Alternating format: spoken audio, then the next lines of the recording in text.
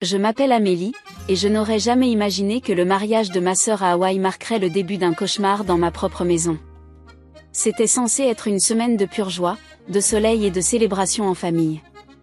Le mariage de Claire était prévu depuis des mois, et nous étions tous impatients de nous réunir sur cette île paradisiaque pour l'occasion. Le vol pour Honolulu a été long, mais l'excitation de retrouver ma famille et de participer à cet événement important m'a fait oublier la fatigue.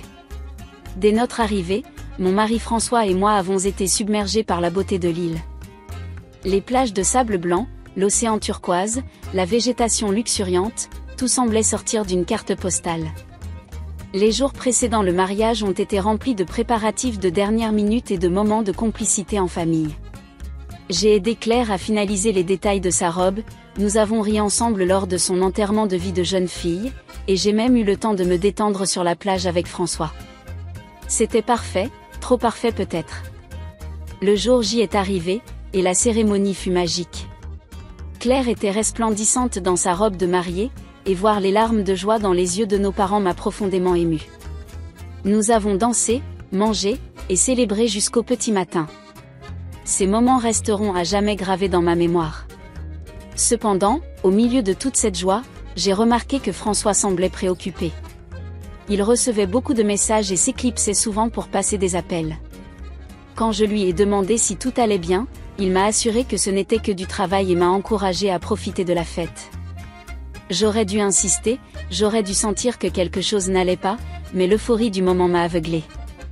Le retour à la réalité fut brutal. Après une semaine de rêve, nous avons pris l'avion pour rentrer chez nous, à Paris. Durant le vol, je parlais avec enthousiasme de nos projets pour l'été à venir, tandis que François semblait de plus en plus nerveux à mesure que nous approchions de la maison. « Chérie, a-t-il dit alors que nous récupérions nos bagages à l'aéroport Charles de Gaulle, il faut que je te dise quelque chose. » Mon cœur s'est serré. Je connaissais ce ton, c'était celui qu'il utilisait quand il avait fait une bêtise. « Quoi ?» ai-je demandé, redoutant déjà la réponse. « Ma mère, elle a eu quelques problèmes et elle est venue s'installer chez nous pendant notre absence. » J'ai cru mal entendre. « Comment ça, s'installer chez nous? Pour combien de temps ?» François a détourné le regard. « Je ne sais pas exactement. Elle avait besoin d'un endroit où aller et... » Je n'ai pas entendu la suite. Mon esprit tournait à toute vitesse, essayant de comprendre comment nous étions passés d'une semaine idyllique à ça. Martine, ma belle-mère, et moi avions toujours eu une relation compliquée. Elle était envahissante, critique, et ne manquait jamais une occasion de me rappeler que je n'étais pas assez bien pour son fils. Le trajet en taxi jusqu'à notre appartement s'est fait dans un silence pesant. J'essayais de me calmer, de me convaincre que ce n'était que temporaire, que nous trouverions une solution rapidement. Mais au fond de moi, je savais que rien ne serait simple. Lorsque nous sommes arrivés devant notre immeuble, j'ai pris une profonde inspiration avant de monter les escaliers. François, portant nos valises, me suivait de près. Arrivé devant notre porte, j'ai hésité un instant avant d'insérer la clé dans la serrure. L'odeur m'a frappé dès que j'ai ouvert la porte. Ce parfum entêtant que Martine portait toujours, un mélange de jasmin et de vanille qui me donnait la nausée. Des valises étaient empilées dans l'entrée, comme si quelqu'un avait déménagé l'intégralité de sa garde-robe chez nous. « Martine » ai-je appelé, essayant de garder une voix calme malgré la colère qui montait en moi. « Ah, vous voilà enfin !» La voix de ma belle-mère est venue du salon. Je me suis dirigée vers la pièce, François sur mes talons. Et là, je l'ai vu. Martine était confortablement installée sur notre canapé, feuilletant un magazine comme si elle était chez elle. Elle a levé les yeux vers nous, un sourire condescendant aux lèvres. « Bonjour, Amélie. J'espère que vous avez fait bon voyage. » J'ai regardé autour de moi, abasourdi. En une semaine, notre salon avait été complètement réarrangé. Mes livres avaient été déplacés, remplacés par des bibelots que je ne reconnaissais pas. Des photos de Martine et François ornaient maintenant les étagères, reléguant nos propres souvenirs au second plan. « Martine, ai-je commencé, essayant de garder mon calme, que faites-vous ici? François m'a dit que vous aviez des problèmes, mais... » Elle m'a coupé d'un geste de la main. « Oh, ce n'est rien de grave. J'avais juste besoin d'un changement de décor. » Et puis, François a toujours dit que je pouvais venir quand je voulais, n'est-ce pas, mon chéri? J'ai jeté un regard à mon mari, qui semblait soudain très intéressé par ses chaussures. François, ai-je insisté. Eh bien, a-t-il bafouillé, j'ai effectivement dit ça, mais je ne pensais pas que... Peu importe, l'a interrompu Martine. Ce qui est fait est fait. Je suis sûre qu'Amélie comprend l'importance de la famille, n'est-ce pas? J'ai serré les poings, sentant la colère monter en moi. Martine, je suis désolée, mais vous ne pouvez pas simplement vous installer ici sans nous en parler. Nous avons besoin de... Oh, ma chère, m'a-t-elle coupé avec un sourire mielleux, si tu ne veux pas partager cette maison, tu peux toujours partir. Le choc m'a laissé sans voix. J'ai regardé François, attendant qu'il dise quelque chose, qu'il prenne ma défense. Mais il est resté silencieux, visiblement mal à l'aise mais incapable de s'opposer à sa mère. C'est à ce moment-là que j'ai compris. Ce n'était pas une simple visite impromptue.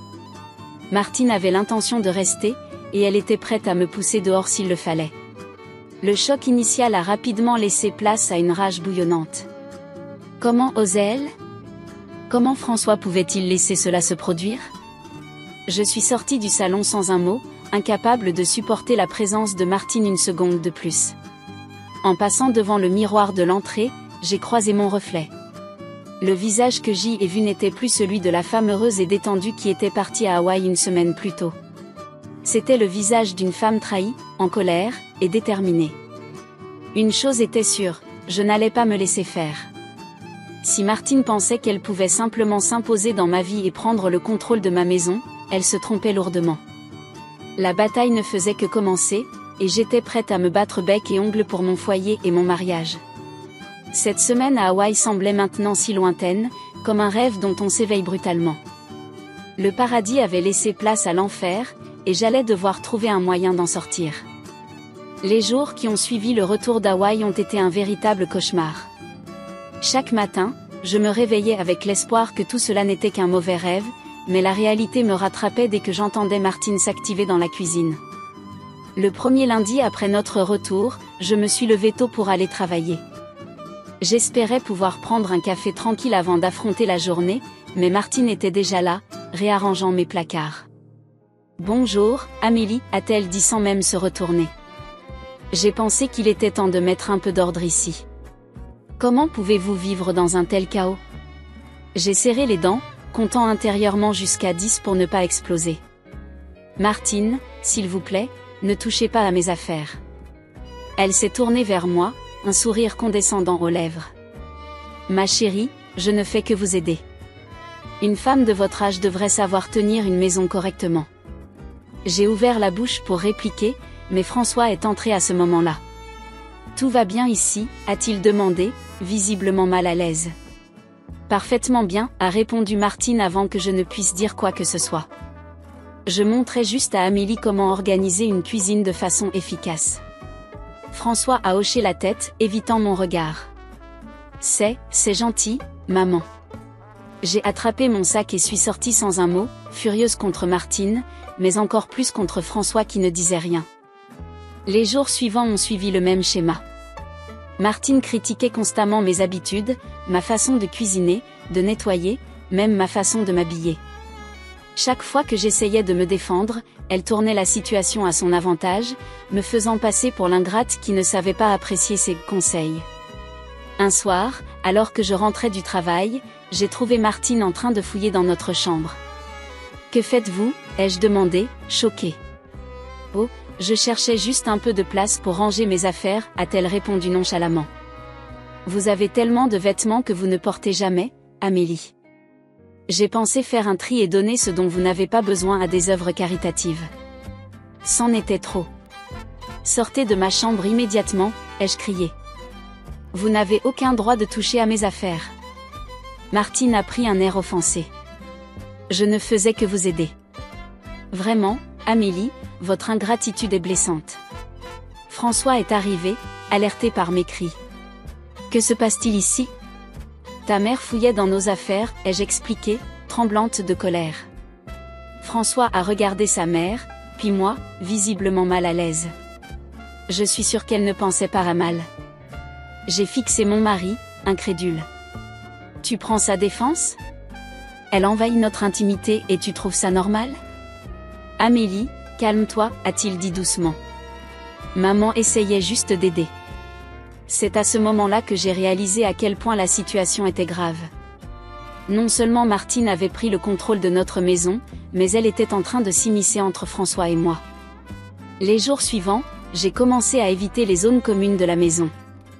Je partais tôt le matin et rentrais tard le soir, passant le plus de temps possible au bureau ou chez des amis. Notre appartement, autrefois mon havre de paix, était devenu un champ de bataille que je redoutais. Un samedi matin, alors que je prenais mon petit déjeuner en silence, Martine est entrée dans la cuisine, suivie de 2 femmes que je ne connaissais pas. Amélie, je vous présente Gisèle et Monique, mes amies du club de bridge, a-t-elle annoncé joyeusement. J'ai pensé que ce serait agréable d'organiser un petit thé cet après-midi. J'ai failli m'étouffer avec mon café. Pardon? Vous invitez des gens chez nous sans nous demander la permission? Gisèle et Monique ont échangé des regards gênés, mais Martine a balayé ma remarque d'un geste de la main. Ne soyez pas si dramatique, Amélie. C'est juste un thé entre amis. J'ai regardé François, qui lisait son journal en faisant semblant de ne rien entendre. Tu ne dis rien, lui ai-je demandé. Il a levé les yeux, l'air embarrassé. Eh bien, ce n'est qu'un thé. C'était la goutte d'eau qui faisait déborder le vase. J'ai quitté la pièce en trombe, claquant la porte de notre chambre derrière moi. J'ai passé l'après-midi enfermée, écoutant les rires et les bavardages qui venaient du salon, me sentant comme une étrangère dans ma propre maison. Le soir venu, une fois les invités partis, j'ai confronté François. Ça ne peut plus durer, ai-je dit fermement. Ta mère a complètement pris le contrôle de notre vie. François a soupiré. Je sais que c'est difficile, Amélie, mais que veux-tu que je fasse? C'est ma mère. Et je suis ta femme, ai-je crié, exaspérée. Tu ne vois pas qu'elle est en train de détruire notre mariage? Nous avons eu une longue et pénible discussion cette nuit-là. François oscillait entre la compréhension de ma frustration et la défense de sa mère. Il m'a promis d'essayer de parler à Martine, de lui faire comprendre qu'elle devait respecter nos limites. Mais les jours suivants ont prouvé que cette conversation n'avait servi à rien. Martine continuait ses critiques, ses réarrangements, ses invitations impromptues. Elle agissait comme si elle était chez elle, ignorant complètement mes protestations. Un soir, alors que je rentrais du travail, j'ai trouvé Martine en train de remplacer les photos de notre mariage par des photos d'elle et François quand il était enfant. « Que faites-vous » ai-je demandé, sentant la colère monter en moi. « Oh, je pensais simplement que ces photos étaient plus appropriées dans le salon » a-t-elle répondu avec un sourire mielleux. Après tout, elles représentent l'histoire de la famille. Notre mariage fait aussi partie de l'histoire de la famille, ai-je rétorqué, m'efforçant de garder mon calme. Martine a eu un petit rire condescendant. Ma chère, un mariage n'est qu'un événement. Le lien entre une mère et son fils, c'est pour toujours. C'est à ce moment-là que j'ai compris. Martine ne se contentait pas de s'imposer chez nous, elle essayait activement de m'effacer de la vie de François. Chaque geste, chaque remarque était calculée pour me faire sentir que je n'avais pas ma place. Cette nuit-là, couché dans notre lit, j'ai regardé François dormir paisiblement à côté de moi. Comment pouvait-il ne pas voir ce qui se passait? Comment pouvait-il rester passif face à cette situation? J'ai réalisé que si je voulais sauver mon mariage et retrouver ma vie, je devais agir. Martine ne partirait pas d'elle-même, et François semblait incapable de prendre position. Il était temps que je prenne les choses en main. Le lendemain matin, j'ai pris une décision. J'allais documenter chaque action de Martine, chaque remarque déplacée, chaque intrusion dans notre vie privée. Si François ne pouvait pas voir le problème, j'allais le lui montrer noir sur blanc. J'ai commencé à tenir un journal détaillé de chaque incident. J'ai même envisagé d'installer des caméras de sécurité dans les zones communes de l'appartement, mais j'ai rapidement abandonné cette idée, ne voulant pas m'abaisser au niveau de Martine en matière d'invasion de la vie privée. Les jours passaient, et la tension ne cessait de monter. Martine semblait prendre un malin plaisir à me pousser dans mes retranchements, testant constamment mes limites. François, quant à lui, passait de plus en plus de temps au bureau, évitant clairement le conflit qui couvait à la maison. Un soir, alors que je rentrais tard du travail, espérant éviter une nouvelle confrontation, j'ai trouvé Martine assise dans le noir dans notre salon. « Ah, Amélie » a-t-elle dit d'une voix doucereuse qui me fit frissonner. Je commençais à me demander si vous alliez rentrer ce soir. « Que voulez-vous, Martine » ai-je demandé, trop fatiguée pour jouer à ces jeux. Elle s'est levée lentement, s'approchant de moi. « Je veux que vous compreniez quelque chose, ma chère. François est mon fils. Il l'a toujours été et le sera toujours. Vous n'êtes qu'une passade. Tôt ou tard, il réalisera qu'il mérite mieux. » Ces mots m'ont frappé comme une gifle. Pour la première fois, Martine exprimait clairement ses intentions. Ce n'était plus une question de vivre ensemble ou de petites querelles domestiques. C'était une guerre ouverte pour l'amour et l'attention de François. J'ai serré les poings, luttant contre l'envie de crier ou pire. Au lieu de cela, j'ai pris une profonde inspiration et j'ai dit d'une voix calme mais ferme, « Vous vous trompez, Martine. François m'a choisi. Nous avons construit une vie ensemble. Et je n'ai pas l'intention de laisser qui que ce soit, pas même vous, détruire cela. » Sur ces mots, je suis partie m'enfermer dans notre chambre, le cœur battant. Cette confrontation avait clarifié les choses. Il n'était plus question de cohabitation difficile ou de petits désagréments. Martine avait déclaré la guerre à notre mariage, et j'étais déterminée à la gagner. Cette nuit-là, allongée dans mon lit, incapable de trouver le sommeil, j'ai compris que je devais passer à l'action. Les journaux que je tenais, les preuves que j'accumulais, tout cela devait servir à quelque chose. Il était temps de prendre des mesures drastiques pour sauver mon mariage et ma santé mentale. Le lendemain matin, j'ai pris rendez-vous avec un avocat spécialisé en droit de la famille. Je ne savais pas encore exactement ce que j'allais faire, mais une chose était sûre, je n'allais pas me laisser chasser de ma propre maison sans me battre. Le rendez-vous avec Maître Dupont, l'avocat spécialisé en droit de la famille, a été un tournant dans cette situation cauchemardesque. Assise dans son bureau, j'ai déballé toute l'histoire, ma voix tremblant parfois d'émotion et de frustration. Donc, si je comprends bien, a résumé Maître Dupont après m'avoir écouté attentivement, votre belle-mère s'est installée chez vous sans votre consentement et refuse de partir, tout en perturbant votre vie quotidienne et votre mariage. J'ai hoché la tête, soulagée que quelqu'un comprenne enfin la gravité de la situation. Et votre mari, a-t-il continué, reste passif face à cette situation? Il est coincé, ai-je admis à contre-séhur. Je sais qu'il m'aime, mais il a du mal à s'opposer à sa mère. Maître Dupont a pris quelques notes avant de me regarder droit dans les yeux. Madame Martin, je ne vais pas vous mentir.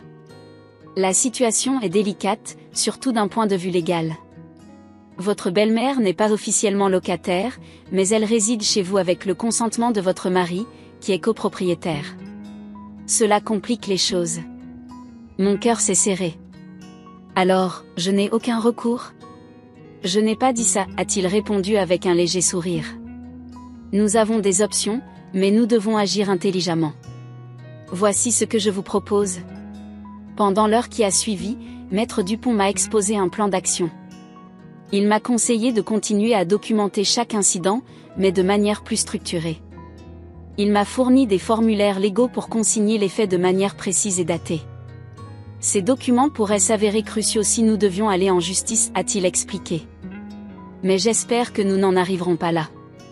Il m'a également suggéré d'installer des caméras de sécurité dans les zones communes de l'appartement, après en avoir informé mon mari et ma belle-mère par écrit. Cela servira à la fois de preuve et de dissuasion, a-t-il ajouté. Enfin, il m'a conseillé d'essayer une dernière fois de dialoguer avec François, cette fois-ci avec l'aide d'un médiateur familial. Je suis sortie de son bureau avec un mélange d'appréhension et d'espoir. J'avais enfin un plan, une direction à suivre. Les jours suivants, j'ai mis en place le système de documentation suggéré par Maître Dupont. Chaque remarque déplacée de Martine, chaque intrusion dans notre vie privée était soigneusement consignée. J'ai également informé François et Martine de mon intention d'installer des caméras de sécurité, ce qui a provoqué une vive réaction de ma belle-mère. « C'est ridicule », s'est-elle exclamée. « Vous n'avez pas confiance en moi ? Je suis de la famille, pas une intruse. » « C'est pour la sécurité de tous, ai-je répondu calmement, m'efforçant de garder mon sang-froid. Et puis, si vous n'avez rien à cacher, vous ne devriez pas vous y opposer, n'est-ce pas ? François, comme à son habitude, est resté en retrait, visiblement mal à l'aise. Mais pour une fois, il n'a pas pris la défense de sa mère, ce que j'ai considéré comme une petite victoire. Parallèlement à ces actions, j'ai commencé à faire des recherches sur le passé de Martine. Quelque chose dans son comportement me laissait penser qu'elle cachait quelque chose. Pourquoi s'était-elle installée chez nous si soudainement? Que s'était-il passé dans sa vie pour qu'elle ait besoin d'un refuge? J'ai passé des heures sur Internet, fouillant dans les archives en ligne, contactant d'anciens voisins et collègues de Martine. Au début, je ne trouvais rien de concluant. Martine semblait avoir mené une vie ordinaire, travaillant comme comptable pendant des années avant de prendre sa retraite. Mais un soir, alors que je parcourais des forums locaux, je suis tombée sur un message qui a attiré mon attention. Une certaine Élise racontait comment sa mère âgée avait été escroquée par une charmante dame qui s'était présentée comme une conseillère financière à la retraite. La description de cette dame correspondait étrangement à Martine. Intriguée, j'ai contacté Élise. Après quelques échanges, elle m'a envoyé une photo de la femme en question. Mon cœur a fait un bond dans ma poitrine, c'était bien Martine, quelques années plus jeune, mais incontestablement elle. Cette découverte a été le point de départ d'une enquête plus approfondie. J'ai contacté d'autres personnes mentionnées dans le forum, et petit à petit, un tableau inquiétant s'est dessiné.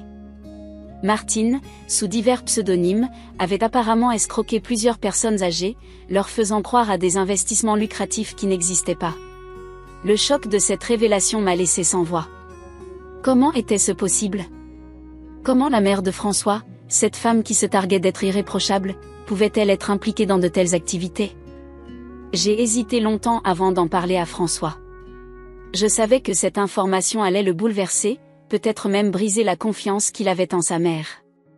Mais je ne pouvais pas garder cela pour moi. Un soir, alors que Martine était sortie avec ses amis, j'ai décidé de tout révéler à François. « Chérie, il faut que je te parle de quelque chose d'important », ai-je commencé, le cœur battant. François a levé les yeux de son ordinateur, l'air inquiet. « Qu'est-ce qui se passe, Amélie ?» J'ai pris une profonde inspiration. « C'est à propos de ta mère. J'ai découvert quelque chose de grave. » Pendant l'heure qui a suivi, j'ai exposé à François tout ce que j'avais découvert. Les témoignages, les preuves, les photos. Au fur et à mesure que je parlais, je voyais son visage se décomposer. Ce n'est pas possible, a-t-il murmuré, incrédule. Ma mère ne ferait jamais ça. Je sais que c'est dur à croire, François, ai-je dit doucement, posant ma main sur la sienne. Mais les preuves sont là. Ta mère a escroqué des personnes âgées. C'est probablement pour ça qu'elle s'est installée chez nous si soudainement. Elle fuyait quelque chose. François est resté silencieux un long moment, fixant les documents que j'avais étalés sur la table. Je pouvais presque voir les rouages tourner dans sa tête, toutes les pièces du puzzle s'assemblant enfin.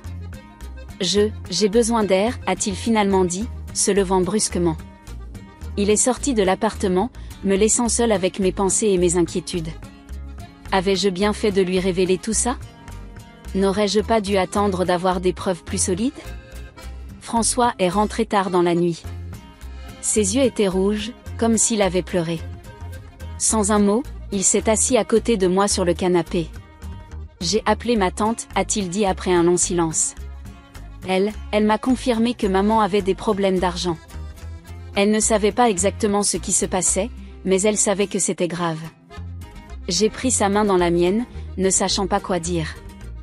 Je suis désolée, Amélie, a-t-il continué, sa voix se brisant légèrement. J'aurais dû t'écouter plus tôt. J'aurais dû voir que quelque chose n'allait pas. Cette nuit-là, François et moi avons longuement parlé. Pour la première fois depuis des semaines, nous étions vraiment sur la même longueur d'onde. Nous avons discuté de ce que nous allions faire, de comment confronter Martine, de ce que cela signifiait pour notre famille.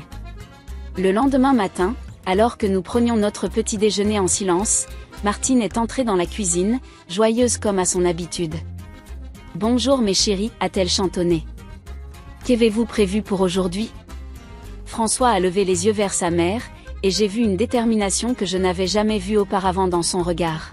« Maman, a-t-il dit d'une voix ferme, il faut qu'on parle. » Martine s'est figée, son sourire vacillant légèrement. « Bien sûr, mon chéri. » De quoi veux-tu parler? De la vraie raison pour laquelle tu es venu vivre chez nous, a répondu François. De ce qui s'est réellement passé avant que tu n'arrives ici. Le visage de Martine est devenu blanc comme un linge. Son regard est passé de François à moi, puis de nouveau à François. Je ne sais pas de quoi tu parles, a-t-elle bégayé, mais son assurance habituelle avait disparu. Ne mens pas, maman, a dit François, sa voix tremblant légèrement. Nous savons tout. Les escroqueries, les personnes âgées que tu as arnaquées. Pourquoi? Comment as-tu pu faire ça? Martine s'est effondrée sur une chaise, toute trace de sa façade assurée disparue. Pour la première fois depuis que je la connaissais, elle semblait vulnérable, presque fragile. Je ne voulais pas, a-t-elle murmuré. Au début, c'était juste pour joindre les deux bouts. Puis les dettes se sont accumulées, et je ne savais plus comment m'en sortir. Les larmes coulaient sur ses joues tandis qu'elle nous racontait comment elle s'était laissée entraîner dans cette spirale d'escroquerie, comment la peur d'être découverte l'avait poussée à venir se réfugier chez nous. François l'écoutait, le visage grave. Je pouvais voir la douleur dans ses yeux, la déception, mais aussi une lueur de compassion. « Maman, a-t-il dit doucement quand elle eut fini de parler, tu ne peux pas continuer comme ça. Tu dois assumer les conséquences de tes actes. » Martine a hoché la tête, vaincue. « Je sais, a-t-elle murmuré. Je suis tellement désolée. Pour tout. Ce matin-là a marqué un tournant dans notre vie. Martine a accepté de se rendre à la police et de tout avouer. François, malgré sa douleur, a promis de la soutenir dans cette épreuve. Quant à moi, je me suis retrouvée dans une position que je n'aurais jamais imaginée, celle de soutien pour mon mari, d'une certaine manière, pour ma belle-mère. La route allait être longue et difficile, mais pour la première fois depuis des semaines, j'avais l'impression que nous avancions dans la bonne direction. Cette révélation, aussi douloureuse soit-elle, avait eu un effet inattendu, elle avait rapproché François et moi, nous rappelant l'importance de la communication et de la confiance dans notre couple. Et quelque part, malgré tout ce qui s'était passé, j'étais reconnaissante pour cela. Les jours qui ont suivi la révélation des activités de Martine ont été un tourbillon d'émotions et d'actions. François et moi avions décidé d'affronter la situation de front, armés des preuves que j'avais recueillies et du soutien de Maître Dupont. Un matin, alors que Martine prenait son petit déjeuner dans la cuisine, François et moi sommes entrés, l'air déterminé. J'avais un dossier épais sous le bras, contenant toutes les preuves que j'avais rassemblées. « Maman, » a commencé François d'une voix ferme, « nous devons parler. » Sérieusement. Martine a levé les yeux de son café, son visage passant de la surprise à l'inquiétude en voyant nos expressions graves. « Que se passe-t-il » a-t-elle demandé, tentant de garder un ton léger. J'ai posé le dossier sur la table et l'ai ouvert. « Martine, nous savons tout, ai-je dit calmement. Les escroqueries, les personnes âgées que vous avez arnaquées, les raisons de votre arrivée soudaine chez nous. » Le visage de Martine est devenu blanc comme un linge. Elle a regardé François, cherchant peut-être un signe de soutien ou de déni, mais n'a trouvé que de la déception et de la détermination dans ses yeux. « Je ne sais pas de quoi vous parlez, » a-t-elle balbutié, mais sa voix tremblait. François a secoué la tête. « S'il te plaît, maman. Ne mens pas. Pas maintenant. Nous avons les preuves. » J'ai commencé à sortir des documents du dossier, des témoignages, des relevés bancaires, des photos. Chaque pièce était une preuve accablante des activités frauduleuses de Martine. Au fur et à mesure que j'étalais les preuves, je pouvais voir Martine s'effondrer sur sa chaise. Son masque de confiance et de supériorité s'est fissuré, révélant une femme effrayée et désespérée. « Je ne voulais pas que ça aille si loin », a-t-elle finalement murmuré, les larmes aux yeux. Au début, c'était juste pour joindre les deux bouts. Puis les dettes se sont accumulées, et je ne savais plus comment m'en sortir. François a pris une chaise et s'est assis en face de sa mère. J'ai fait de même, gardant une distance respectueuse mais ferme. « Maman, » a dit François d'une voix douce mais ferme, « nous comprenons que tu aies pu te retrouver dans une situation difficile. Mais ce que tu as fait est grave.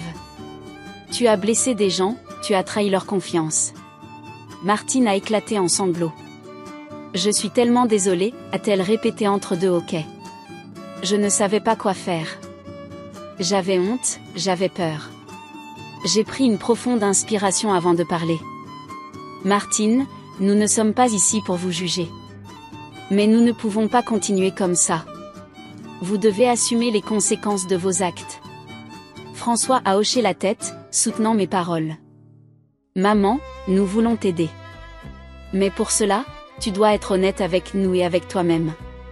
Pendant les heures qui ont suivi, Martine nous a tout raconté. Comment elle avait commencé par emprunter de l'argent à des connaissances, promettant des retours sur investissement mirobolants. Comment, incapable de rembourser, elle s'était tournée vers des personnes plus vulnérables, principalement des personnes âgées isolées. Comment la culpabilité et la peur l'avaient rongée de l'intérieur, la poussant finalement à venir se réfugier chez nous.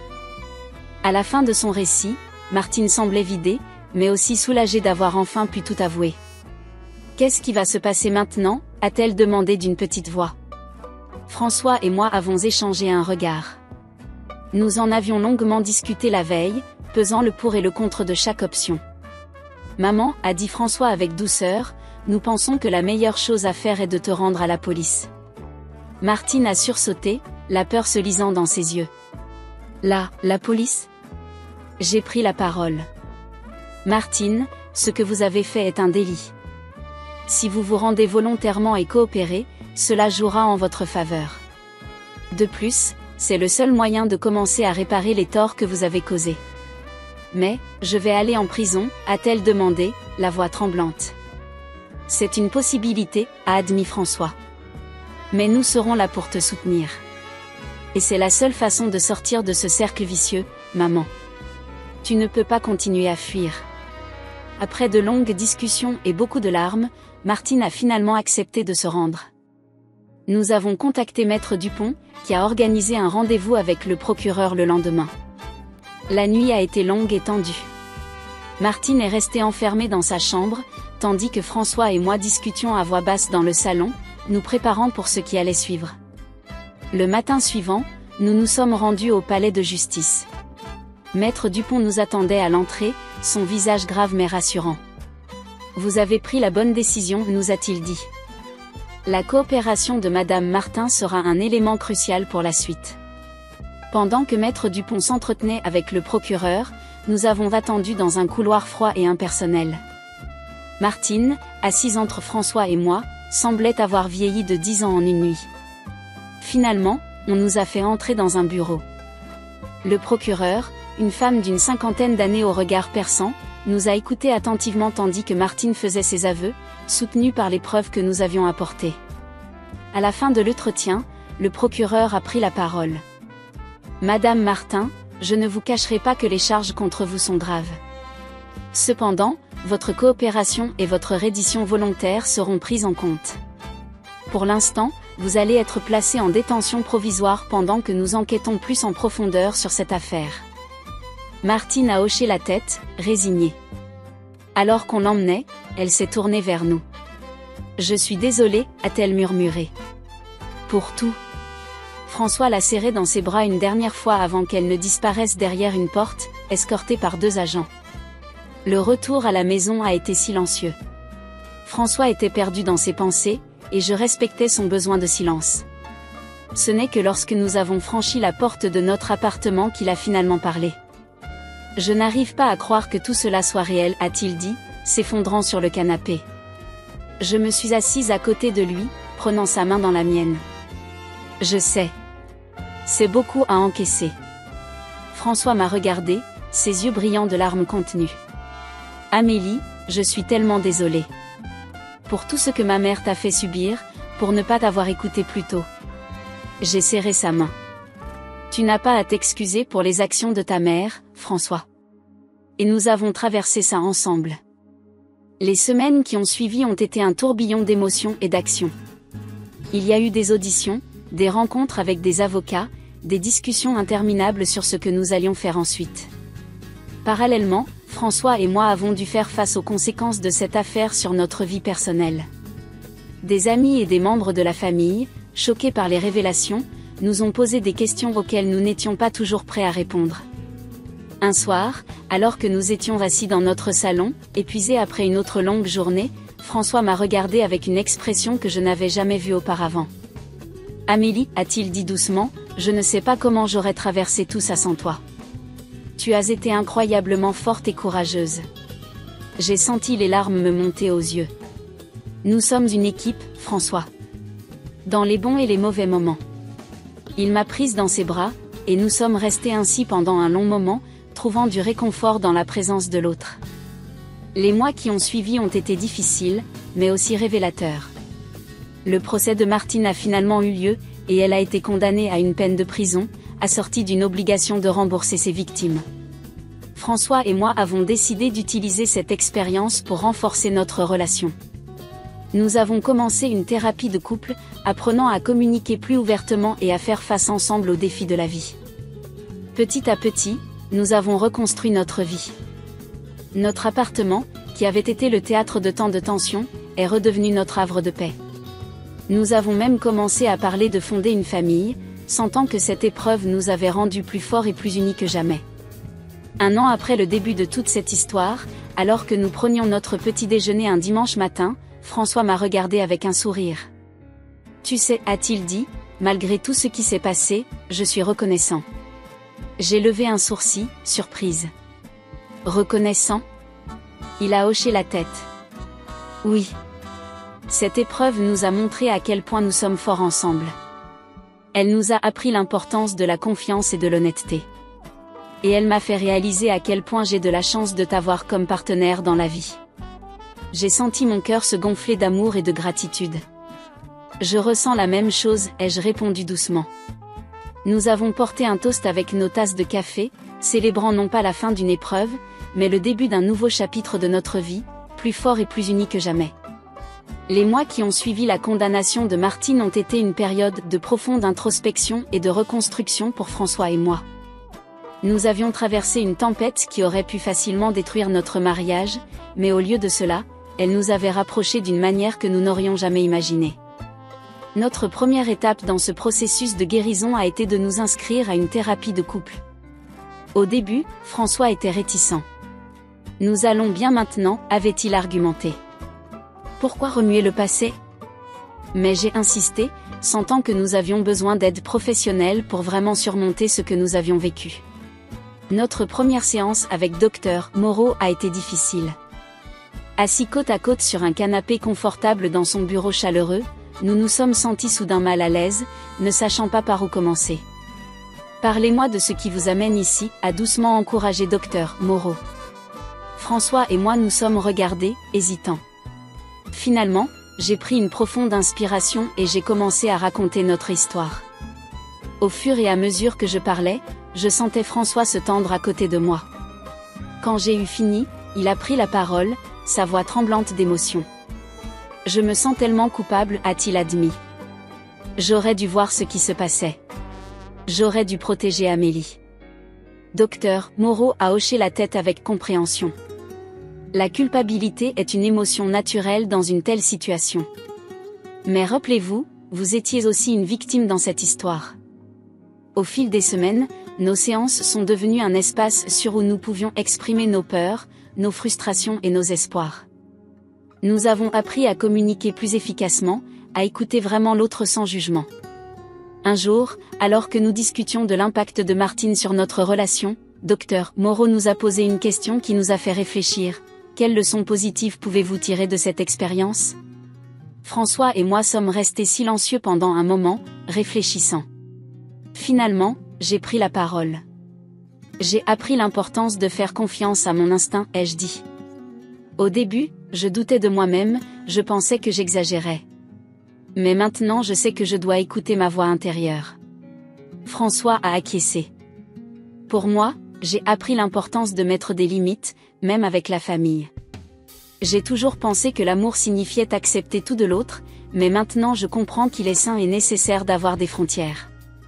Ces réalisations ont marqué un tournant dans notre thérapie et dans notre relation. Nous avons commencé à voir notre expérience non pas comme une tragédie, mais comme une opportunité de croissance. Parallèlement à notre thérapie, nous avons décidé de faire des changements dans notre vie quotidienne. Notre appartement, qui avait été le théâtre de tant de drames, avait besoin d'être transformé. Un samedi matin, nous nous sommes levés tôt, déterminés à donner un nouveau souffle à notre espace de vie. Armés de pinceaux et de pots de peinture, nous avons attaqué les murs de notre salon. Quelle couleur penses-tu pour ce mur? Ai-je demandé à François, hésitant entre un bleu ciel et un vert tendre. Il a réfléchi un moment avant de répondre avec un sourire malicieux. Pourquoi pas les deux? On pourrait faire un dégradé. J'ai ri, surprise par son audace. Toi qui étais toujours si conservateur en matière de décoration. Il a haussé les épaules. Nouvelle vie, nouvelles règles. Et puis, j'ai appris qu'il faut savoir prendre des risques de temps en temps. Nous avons passé le week-end à peindre, à déplacer les meubles, à accrocher de nouveaux cadres. Chaque coup de pinceau semblait effacer un peu plus les mauvais souvenirs, les remplaçant par de l'espoir et de la joie. Le dimanche soir, épuisés mais satisfaits, nous nous sommes assis sur notre nouveau canapé, admirant notre travail. C'est comme si on respirait mieux ici maintenant, a commenté François, passant son bras autour de mes épaules. J'ai acquiescé, me blottissant contre lui. C'est notre nouveau départ. Cette transformation de notre espace physique a eu un impact profond sur notre état d'esprit. Nous nous sentions plus légers, plus optimistes face à l'avenir. Cependant, reconstruire notre vie ne se limitait pas à notre foyer. Nous devions aussi faire face au monde extérieur, à nos amis et à notre famille qui avaient été témoins de notre épreuve. Certaines relations ont été mises à l'épreuve. Des amis qui avaient pris le parti de Martine au début de l'affaire se sont éloignés, gênés par la tournure des événements. D'autres, en revanche, nous ont surpris par leur soutien indéfectible. Ma sœur Claire, celle dont le mariage à Hawaï avait marqué le début de toute cette histoire, a été un pilier pour nous. Un soir, alors qu'elle était venue dîner, elle nous a regardés avec des yeux brillants. « Vous savez, a-t-elle dit, je suis tellement fière de vous deux. Vous avez traversé l'enfer et vous en êtes sortis plus forts. » Ces mots nous ont profondément touchés. C'était vrai, nous avions survécu à une tempête qui aurait pu nous détruire. Au fil du temps, nous avons appris à parler ouvertement de notre expérience, non pas comme une source de honte, mais comme un témoignage de notre résilience. Cela nous a permis de nous rapprocher de certains amis et membres de la famille qui avaient peut-être eu peur de nous aborder sur le sujet. Un jour, François est rentré du travail avec une expression pensive sur le visage. « Qu'est-ce qui ne va pas ?» ai-je demandé, inquiète. Il a secoué la tête. « Rien de grave. C'est juste. J'ai reçu une lettre de maman aujourd'hui. Mon cœur s'est serré. Nous n'avions pas eu de nouvelles de Martine depuis son incarcération, à part par l'intermédiaire de son avocat. « Que dit-elle » ai-je demandé doucement. François a sorti une enveloppe froissée de sa poche. Elle s'excuse. Elle dit qu'elle suit une thérapie en prison et qu'elle commence à comprendre l'ampleur de ses actes. Elle demande si on accepterait de lui rendre visite un jour. J'ai pris une profonde inspiration. C'était un moment crucial, je le savais. Notre réaction à cette demande pourrait définir la suite de notre histoire. « Qu'en penses-tu » ai-je demandé à François, veillant à garder un ton neutre. Il a passé une main dans ses cheveux, signe de son trouble. « Je ne sais pas. Une partie de moi veut la voir, essayer de comprendre. Mais une autre partie a peur de retomber dans de vieux schémas. » Nous avons longuement discuté ce soir-là, pesant le pour et le contre.